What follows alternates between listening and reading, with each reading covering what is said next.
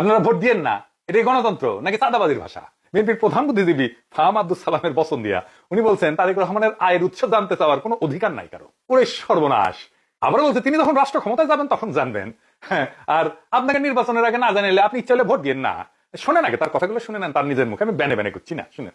there are two things number one হচ্ছে যে তার ব্যক্তিগত ইনকাম কত, এটা এটা একটা কোশ্চেন। আর একটা কোশ্চেন দল কিভাবে চলে, তার ব্যক্তিগত তারেক রহমান সাহেব কিভাবে চলে আপনার জানার কোনো রাইট নেই।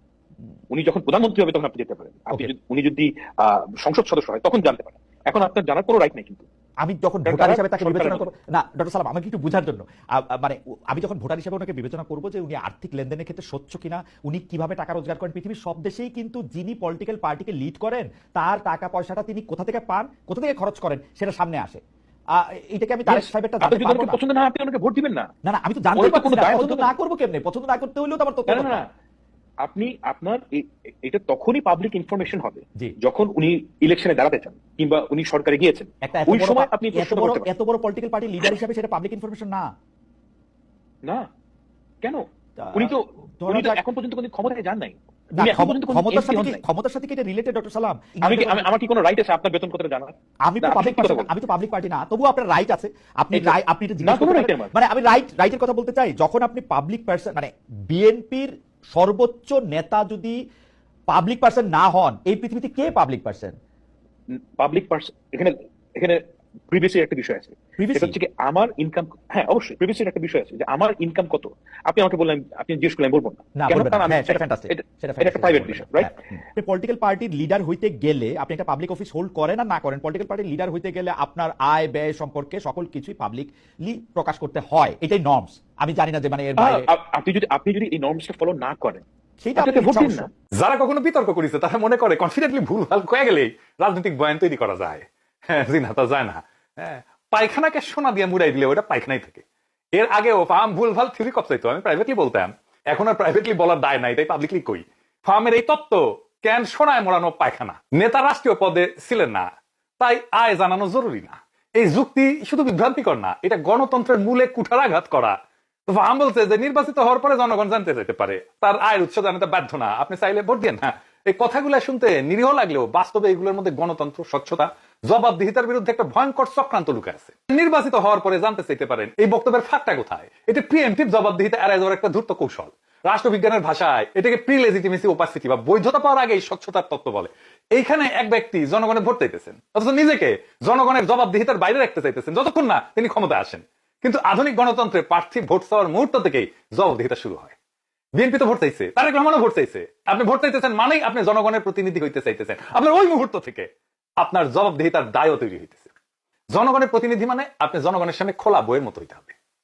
বাংলাদেশেও সব দেশেই নির্বাচনের আগে প্রার্থীদের সম্পদ, আয়, দেনা পাওনা জানানো বাধ্যতামূলক। শুধু জানানো না, পাবলিক রেকর্ড জমা দিতে হয়। নেতা না জানাইলে জনগণ জানতে চাইতে পারে। এটা এমন একটা কথা যেন আপনি বলতেছেন আমি দোকান খুলবো, কিন্তু আমার পণ্যের উৎস জানতে চাইলে আমি বলবো আগে কেনেন তারপরে জানবেন। তো নির্বাচন যদি ধরেন ফেব্রুয়ারিতে হয় বা ডিসেম্বরেই হয়, তো তার এক মাস আগে তো উনি সাবমিট করবেন নমিনেশন, ওটার সাথেই উনার আয়ের উৎস জানাইতে হবে ওই দিনই। তার মানে ভোটের আগেই জানাইতে হবে, ভোটের পরে না। পাবলিক অফিসে উনি যাক বা না যাক, উনি ভোটে হারিয়ে গেলেন, তাও এটা জানানো থাকবে পাবলিককে।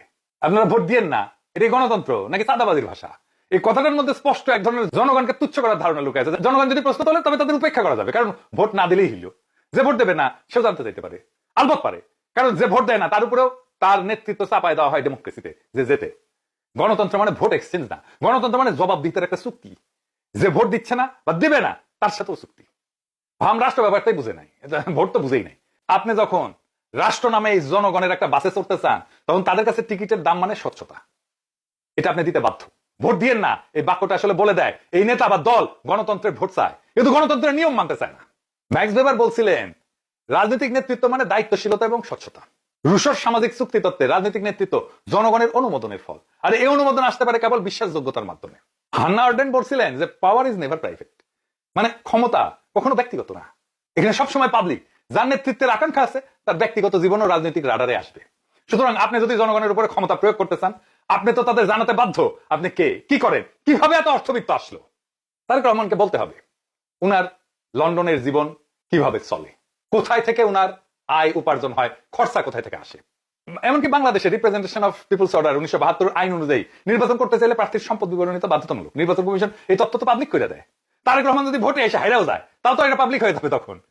এটা তো নির্বাচনের আগেই হয়। তার মানে তারেক রহমান ভোটে জিতে নেতা হওয়ার আগে পাবলিক অফিসে আসুক বা না আসুক তার হিসাব পাবলিক করতে হয়।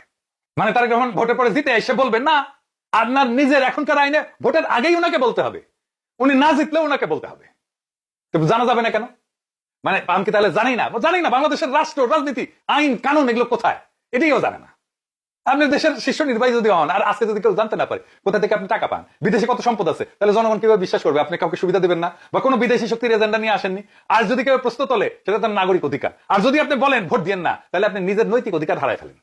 গণতন্ত্রের নেতা হতেছেন পাবলিক ট্রাস্টের ধারক। আর গোপন সম্পদ, অজানা উৎস আর ধোয়াটে অর্থনীতির উপর ভিত্তি করে নেতৃত্ব মানে ছদ্ম গণতন্ত্র। আমি এখনো নির্বাচিত হইনি, তাই আমাকে জবাবদিহি করতে হবে না। এটা রাজনীতি না, এটা হলো কর্পোরেট গ্যাং অপারেশনের মতো আচরণ। এমনকি বাংলাদেশের আইনেও এটা করার কোনো সুযোগ নাই। নেতার জনপ্রিয়তা যতই থাকুক, তিনি যদি নিজের আয়ের উৎস গোপন করেন, জনগণের কাছে তার নৈতিক গ্রহণযোগ্যতা শেষ হয়ে যায়। নেতৃত্ব গোপনে হয় না, নেতৃত্বকে আলোতে দাঁড়াইতে হয়। যাই হোক, এবার দ্বিতীয় ইস্যুতে আসি। তারেক রহমান নিজে বলছেন একটা কথা, যে কথাটা মারাত্মকভাবে ভ্রান্ত। তারেক রহমান বলছেন শহীদ শুধুমাত্র কিন্তু একটা সংখ্যা না, একটা প্রাণের সমাপ্তির অর্থ হলো একটা পরিবারের মৃত্যু, একটা স্বপ্ন এবং সম্ভাবনার অবসান। 21শে জুলাই নাকি এটা বলছেন, খুব দামি আর ভারী কথা বলছেন মনে হইতেছে, তাই না? হ্যাঁ, এটা আবার জাতীয়তাবাদী ছাত্র দল তার ভেরিফাইড পেজে টেঙে রাখছে, কিন্তু এই কথার মধ্যে লুকায় আছে বিএনপির ক্ষমতায় আসার ইঙ্গিত। মানে বিএনপি ক্ষমতায় আসতেছে, আমি নিশ্চিত বিএনপি ক্ষমতায় আসতেছে। কারণ বাংলাদেশে সাধারণত মূর্খরা ক্ষমতা আসে। বিএনপি যে মূর্খে ভরে গেছে এই বক্তব্য তার প্রমাণ, বুদ্ধিভিত্তিক দেউলিয়াতের প্রমাণ। এটা একটা মারাত্মক ভুল বয়ান। এডিটর সাহেব এটা পাশে একটু লেখা রাখেন, এটা থাকুক আর কি, সবাই দেখুক আমি কইতে থাকি। এইটা ইসলামী দর্শনে বলেন, এমনকি সেকুলার লিবারাল দর্শনে বলেন, এটা ভুল। আসেন এক এক করে দেখি ইসলামে কেন ভুল। পবিত্র কোরআনের দৃষ্টিতে শহীদের মৃত্যু কিন্তু সমাপ্তি না। কোরআন বলে, আর যারা আল্লাহর পথে নিহত হয়েছে তাদের তুমি মৃত মনে করো না, তারা তাদের প্রতিপালকের নিকট জীবিত এবং তার প্রতিদান পাচ্ছে। সূরা আল ইমরান। তারেক রহমানের উক্তিতে শহীদের মৃত্যুকে একটা প্রাণের সমাপ্তি বলা হয়েছে। এইটা ইসলামের ধারণার সাথে সাংঘর্ষিক। পরিবারের মৃত্যু বা স্বপ্নের অবসান বলা ইসলামের ব্যাখ্যা মারাত্মকভাবে ভ্রান্ত। ইসলামী শহীদ দর্শনে শহীদের মৃত্যু কোনো ধ্বংস না, বরং তার একটা উচ্চতর জীবনের শুরু, যার মাধ্যমে সেই ব্যক্তির পরিবারও সম্মানিত হয় এবং জাতি আশা এবং আধ্যাত্মিক শক্তি লাভ করে। কিন্তু উনি বলছেন পরিবারের মৃত্যু, স্বপ্ন এবং সম্ভাবনার অবসান। এইতে বলে শহীদ হওয়াকে অপূরণীয় ক্ষতি এবং নিরাশার উৎস হিসেবে দেখানো হয়েছে। ইসলামের শহীদের মৃত্যু অতি কাম্য একটা বিষয়। শহীদ হওয়া মানে আল্লাহর জন্য সর্বোচ্চ ত্যাগ, ক্ষয় না, এটা অর্জন। ইসলামের শহীদ হওয়াকে জান্নাতের সদস্য পথ হিসেবে বিবেচনা করে। শহীদ তো নিজেকে না, শহীদের নিজের জীবন উৎসর্গ করে, কিন্তু জাতিকে বাঁচাতে সে আত্ম উৎসর্গ করে। ফলে তার পরিবার, স্বপ্ন এবং সম্ভাবনা একটা বৃহত্তর অর্থে পূর্ণতা পায়, নিঃশেষ হয় না। কিন্তু ওনার উক্তিতে এই আত্ম উৎসর্গকে ব্যক্তিগত ট্র্যাজেডি বানা ফেলা হয়েছে, পরিবারের একটা ট্র্যাজেডি বানা ফেলা। এটা ট্র্যাজেডি না, এটা হিরোইজম। শহীদ তার আত্মদানের মাধ্যমে মহাজীবনের সাথে যুক্ত হয়ে যায়, তার স্পিরিচুয়াল জার্নি পূর্ণতা পায়। তারেক রহমানের এই উক্তিটা ইসলামের শহীদ সংস্কৃতি, আত্মত্যাগবাদের ভাবধারা এবং মৃত্যু পরবর্তী চেতনার সাথে স্পষ্টভাবে সাংঘর্ষিক। উনি শহীদের মৃত্যুকে জাগতিক দৃষ্টিভঙ্গিতে ক্ষতি এবং শূন্যতার প্রতীক হিসেবে তুলে ধরছেন, যেখানে কোরআন তার চিরজীবন বিজয় এবং রুহানি সাফল্য হিসেবে বিবেচনা করে। এইবার আসেন দেখি ওনার বক্তব্য কি সেকুলার লিবারাল হিউম্যানিস্ট ধারণাটা পুরোপুরি সঠিক। এইবারে শেষ দেই আহমদুল সালামের শ্বশুরের বাক্য দিয়া। উনি পন্দের আলোতে সাক্ষাৎকার দিয়েছেন। উনি বলছেন রাজনীতিতে দক্ষিণপন্থীদের উত্থান দেখিতেছেন, তিনি উদ্বিগ্ন। মারাত্মক কথা বলছেন। যে পত্রিকায় সাক্ষাৎকার দিয়ে জনাব আলমগীর রাজনীতিতে তথাকথিত দক্ষিণপন্থার যুযুবুড়ি দেখাইতেছেন, সেই পত্রিকা পরিবার মানে পন্দের আলো আর দিল্লি স্টার এটার সাথে যুক্ত সাংস্কৃতিক রাজনৈতিক বলয় গত 17 বছর বিএনপিকে শুধু ব্র্যাকেট বন্দী দক্ষিণপন্থার আরোধ হিসেবে প্রচার করে নাই, একই সাথে সেই দক্ষিণপন্থার শক্তিকে নির্মূল করতে যুদ্ধ চালায় দেওয়ার মতো ন্যায্যতার সম্মতি উৎপাদন করে গেছে। উনি যখন বিএনপির মহাসচিব হইলেন তখন বিডি নিউজ একটা স্টোরি করলো, ডানমুখী বিএনপিতে আবার বাম ঘরানার মহাসচিব। সেই বিএনপি এখন ডানপন্থার উত্থান দেখে উদ্বিগ্ন। তার মানে দেখেছেন তো কি ট্রান্সফরমেশন হয়েছে। আমি যাই কই 2013 সালে বিবিসিতে একটা স্টোরি প্রকাশিত হয়েছিল, 35 বছরের রাজনীতিতে কি পরিবর্তন এনেছে বিএনপি, এই শিরোনামে। সেখানে অধ্যাপক সিরাজুল ইসলাম বলছিলেন যে তিনি মনে করেন বিএনপি এই জোট ধর্মভিত্তিক বা ডানপন্থী দলগুলোকে জায়গা করে নেওয়ার শক্তি যোগাইতেছে। এর থেকে বিএনপি বাইরে আসতে পারবে কিনা সে ব্যাপারে তার সন্দেহ আছে। খোদা তাআলা মেহেরবান, উনি সিরাজুল ইসলাম চৌধুরীর সন্দেহ দূর করে দিচ্ছেন, আলহামদুলিল্লাহ। যাই হোক, এখন দেখার বিষয় সে পন্দের আলো আর দিল্লি স্টারের ঘোড়ায় চেপা মির্জা ফখরুল ইসলাম আলমগীরেরা কত দূর যাইতে পারবেন। ওনারা যাবেন, তবে মরণের পথে যাবেন। কারণ ওনারা অচিরেই বিগত 17 বছরের চলা ছায়াযুদ্ধকে আবার এই জমিনে ফিরাই নিয়ে আসবেন। রক্তপিপাসু প্রগতিশীল বয়ান এবং হিন্দুত্ববাদী ব্রাহ্মণ্যবাদী বামপন্থার কোলে চেপে ভারতীয় আধিপত্যবাদের বিরুদ্ধে লড়াকু শক্তিকে নির্মূলের বদ্ধভূমিতে পরিণত করবেন বাংলাদেশকে। জি, সে আলামত স্পষ্ট। হাসিনার ফ্যাসিবাদে রাজনীতির যে সমস্ত ভাষা, বয়ান, কালচারাল যে সমস্ত উপাদানকে জনগণ ছুড়ে ফেলে দিয়েছে 24-এর বিপ্লবে, আর সেইগুলা ব্যবহার করিয়া 5ই আগস্টে পরাজিত শক্তিগুলো তাদের পুরনো সেই অস্ত্রের ভাষায় শান দিচ্ছে, বয়ান তৈরি হইতেছে। শুরু হোক সেই নেতৃত্বের উন্মেষ বিএনপির ভেতর থেকেই হোক, কোনো অসুবিধা নাই। নইলে ইতিহাস আবারও বিএনপিকে শুধু একটা ব্যর্থ সম্ভাবনা হিসেবে রায় দিয়ে যাবে।